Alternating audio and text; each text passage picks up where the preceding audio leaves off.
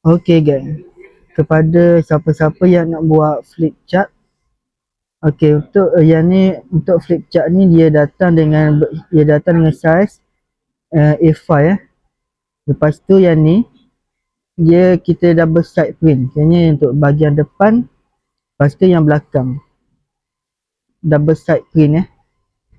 Okey, lepas tu untuk flip chart ni sesuai kalau anda nak letak dekat meja ke, sangat sesuai. Macam contoh yang customer ni untuk tengok farmasi PKD Marang, mungkin dia nak letak dekat kaunter kot untuk ni. Kena bila orang tengok tu mudah baca lah. Cara untuk simpan dia pun mudah. Simpan dia just flip macam ni je. Lepas tu simpan. Lepas tu kalau nak pasang balik, buka je macam ni. Macam tu je. Lepas tu yang ni keras lah ni. Keras lah. Dia tahan lah.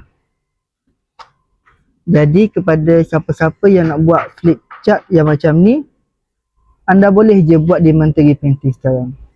Jadi anda nak print dekat mana, print je di Menteri Printing. Ciao.